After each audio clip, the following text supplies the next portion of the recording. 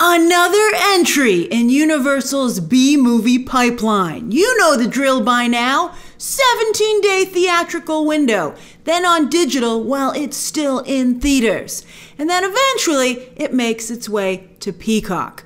Universal is making a lot of money with this formula and has given us some pretty darn good movies as well. And interestingly, Violent Night was one of these movies, and Renfield is the Halloween version of Violent Night. Violent Night for Christmas, Renfield for Halloween. Thanks, Universal, for the holiday movies. We desperately need more. I'll note in a moment how ridiculous it is that Renfield didn't come out around Halloween.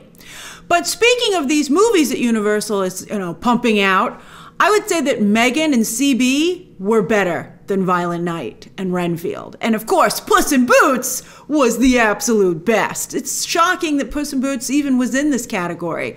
But, I think it came out when, opposite Avatar, the holiday season. I think it was a little bit COVID-y back then, so it was still in a weird space. But like Violent Night, this is a new modern take on a classic story with a fantasy character going up against gun-wielding bad guys and a lot of blood and guts. Whew, disgusting. If you felt Violent Night was worth seeing in theaters, and I know many of you did, you will feel that Renfield is as well. So get your tickets, it's in theaters today. How do I feel?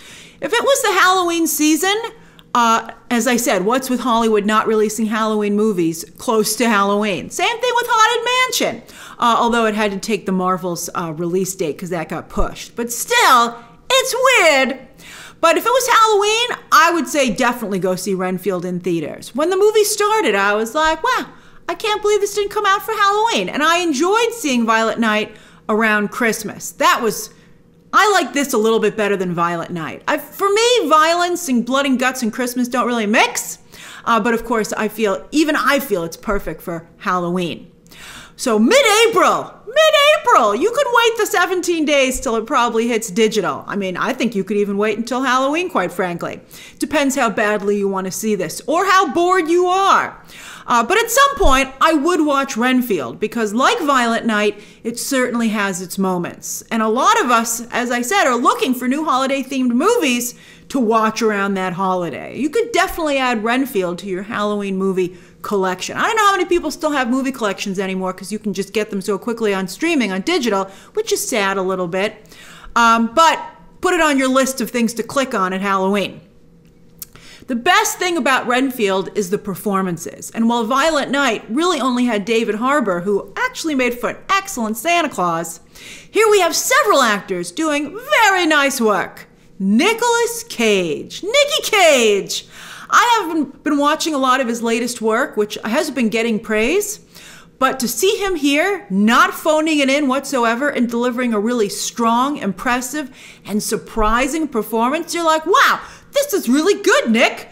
I can't believe the amazing work you're doing here. It was a delight to watch. But his role is small. There isn't a lot to see. He has one monologue or one interaction. It almost plays like they're like acting students in a class, but when they're in Renfield's apartment, that sequence, and I don't think it's been shown too much in the trailers and stuff, I was like, this is amazing.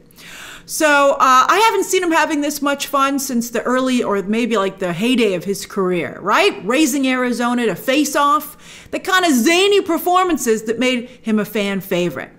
He really sinks his teeth into Dracula. The makeup work on him is excellent. So much so that you sort of wish he was the main character. You're like, why didn't you make a movie about Dracula? But instead, the main character is Renfield. And while the setup is very clever, personal assistant decides to stand up to his abusive boss, only it's Dracula and Renfield, woo! And this was dreamed up by Robert Kirkman, by the way. Kirkman and screenwriter Ryan Ridley, they don't have enough for a full movie. This plays very much like a short film that was stretched into an hour and a half. It doesn't, I was gonna say it doesn't overstay its welcome, but I don't feel it ever truly arrived. But you're like, you got something here, but I don't really feel that you did it, you utilized it. But I do love Nicholas Hoult. Have you watched The Great? You should get on that. Season 3 is coming up. He's kind of like doing like Dracula, a version, like not the gore and the blood and everything, but the abusive boss kind of situation. So it's funny to see him play the other side of that. He's great. Nicholas Hoult, so talented. I don't know if his ship's ever going to come in, man. But he does the best he can here. He does the best he can. He's much funnier than this script allows him to be, which is a little disappointing, particularly if you're a fan of him on The Great. You're like, you're funnier than this, Nick. Another Nicky. Nicky 2. He is, unfortunately, in this movie, and I think in Hollywood, because, Nicolas Cage is a legend. Nicky 2. Ben Schwartz. So funny here. Playing a bad guy, like a genuine bad guy, which was a nice twist for him. I usually feel that Ben Schwartz quickly overstays his welcome. Like every time I see Ben Schwartz, I'm like, oh, he's funny. Okay, I'm ready to go.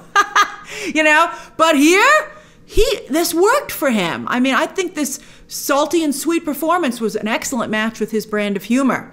He has some really funny lines, and I think he just elevated all of his scenes. It was a really strong performance. I was like, you might have found your calling. Besides, I guess, voicing Sonic, where I also feel he overstays his welcome a little bit. I'm like, I think bad guy roles might be for you. Awkwafina. I also love Awkwafina. Such a big fan of her work. And I was so thrilled to see her cast not as the hilarious best friend, but as the romantic female lead. Hooray! And she's so good in that role in Shang-Chi. I loved her in that.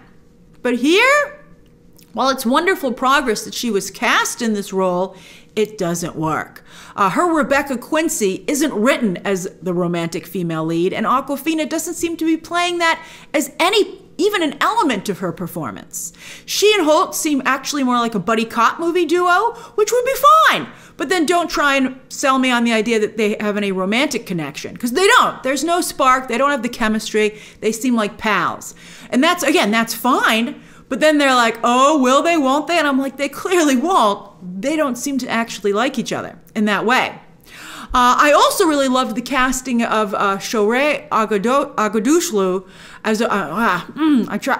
as a ruthless crime boss who could give Dracula a run for his money when it comes to torturing people. They could have gone further with that. I thought that was a clever idea. And there's definitely a spark between her and Cage, but her role's even smaller than Nicolas Cage's, so that was a little disappointing. I was like, you're focusing on the wrong couple. Another actor with a small role, Brandon Scott Jones, and he really makes the most of it. He is a wonderful example of there are no small roles, only small actors. He stands out so well as a support group leader, and he does a fantastic job with the few lines that he has. And look how cool he is in real life. Talk about a chameleon. I really liked him a lot.